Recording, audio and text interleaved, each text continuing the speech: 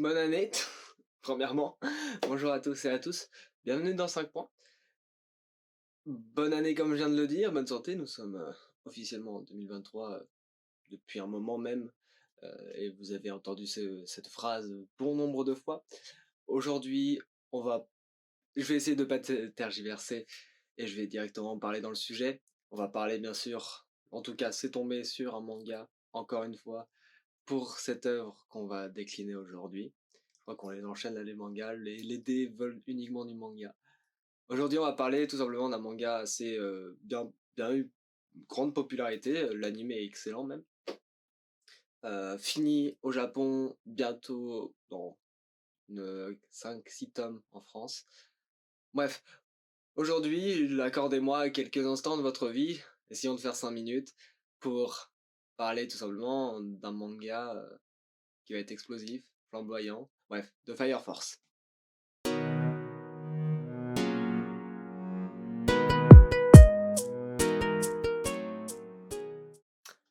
Donc Fire Force.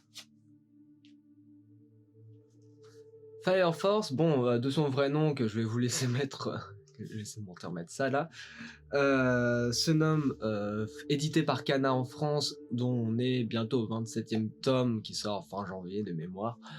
Mais au Japon, c'est fini depuis 2022 tout simplement, par 34 tomes. Ça a commencé en 2015 et en 2017 pour chez nous.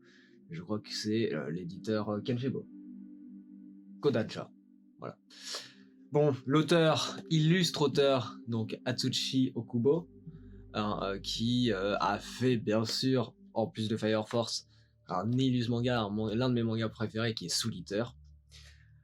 Soul Eater et Soul Eater Note aussi, qui a beaucoup moins bien marché, au regret de l'auteur en plus, je crois. En tout cas, il voulait bien montrer tout ce qu'il y avait à Shibuzen. Mais il a aussi fait Bi-Ishi qui est sorti je crois uniquement au Japon. Bref, en tout cas il est déjà habitué et il nous a pondu une nouvelle perle d'or, donc Fire Force.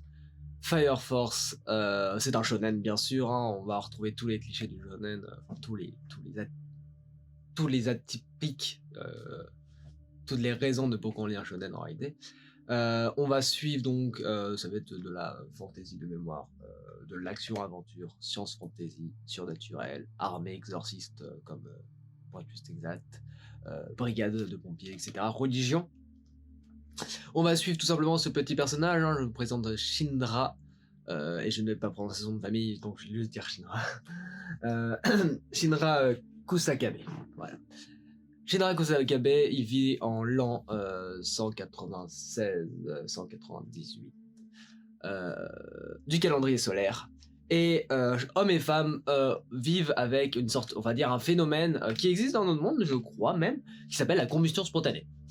En fait, tout simplement, n'importe qui peut, sans prévenir, s'enflammer et devenir ce qu'ils appellent une torche humaine dans le manga. Chez nous, ça s'enflamme, c'est tout, mais je crois ici, ça s'appelle une torche humaine. Les torches humaines doivent être bien sûr réglées par ce qui est donc des brigades spéciales, les brigades de pompiers. Il y en a 8 en tout. Et Shinra fait partie de cette dernière, la 8e brigade. La 8e brigade spéciale de la Fire Force, tout simplement. Chaque personne dans ce monde a... certaines personnes dans ce monde, en fait, a même des capacités. Ça s'appelle des générations. Vous avez compris que tout l'univers tourne autour en fait du feu, du principe du feu. Alors il y a des générations, Shinra faisant partie de la 3e génération, il peut créer des flammes ainsi que les contrôler. Alors pour le coup il les crée, comme vous pouvez le voir, au niveau de la plante de son pied. C'est grâce à son oxygène, bref je ne vais pas rentrer dans les détails, c'est mieux expliqué dans le manga que par moi sûrement. Mais il existe d'autres générations, il y a la 2e génération bien sûr, qui elle, à l'inverse, ne peut pas créer de flammes, elle peut seulement contrôler. Et donc on a divers principes, c'est des moments peut-être farfelus, je pense que la science n'est pas exacte, ou peut-être aussi, je ne suis pas du tout calé dans ça, mais dans le cas où, par exemple, on peut contrôler la trajectoire d'une balle, il y en a certains qui contrôlent les trajectoires de balles, mais chacun a une habilité différente par rapport à ce feu. Par rapport au contrôle du feu, pareil pour le contrôle ou la création de feu. Genre chacun est différent dans la manière de faire. Il y a ceux qui n'en ont pas, hein. On va suivre le capitaine, par exemple, de la 8e brigade, qui est un ancien vrai pompier et qui est devenu un membre qui a créé sa propre brigade, qui est la 8e, et qui n'a pas de pouvoir. Ou beau. On va avoir aussi les torches humaines qui peuvent être considérées comme la première génération, et aussi la 4e génération qui va être en fait une génération un peu plus particulière, mais je vais pas vous dire, pas en dire plus. En gros. Bref, on suit donc Shinra qui veut découvrir ce qui est arrivé principalement à sa mère, la mort de sa mère, ainsi qu'à son petit frère, sachant que depuis ce jour de cet incident où sa mère s'est transformée en torche humaine, en démon, il a cette manip de sourire comme un démon, voilà. Sûrement d'autres photos bien mieux représentatives de ces moments-ci, quand il est stressé, principalement. Et bref, Shinra va rencontrer beaucoup de personnages, va rencontrer des camarades qui va se faire dans la brigade et autres, et va surtout découvrir en fait tout ce qu'il y a derrière l'église du soleil, tout ce qu'il y a derrière les brigades en elles-mêmes, tout ce qu'il y a derrière l'Adora Bus, tout ce qu'il y a derrière Amaterasu, en ce royaume de Tokyo. Voilà, cette œuvre, elle est marquante surtout, elle est tout ce qu'il y a dans le bon point, surtout des bons points en fait, même l'animation derrière l'animé tout simplement est incroyable, et je retrouve très très bien le style de Atsushi Okubo je suis en train de relire sous Twitter, je suis en train de le revoir. Fire Force, je regarde l'animé et je lis le manga en même temps, c'est l'un des mangas où je le suis plus, et je retrouve des petites références par moment, tout cet univers sur le potentiel de la folie aussi, qui est beaucoup plus montré sur Soul Eater que sur Fire Force.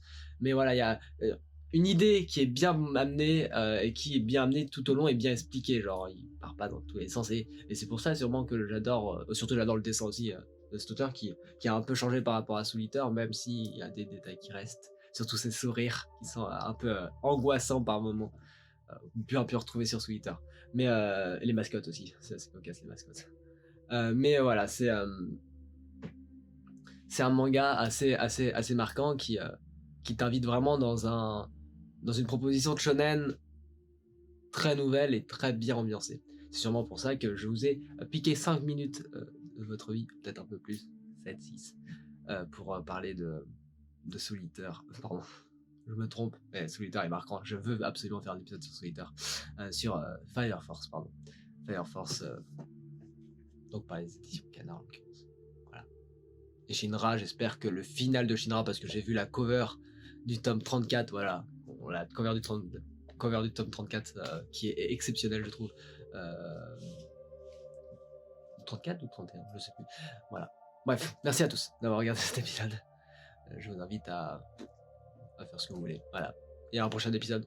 Bonne année de nouveau.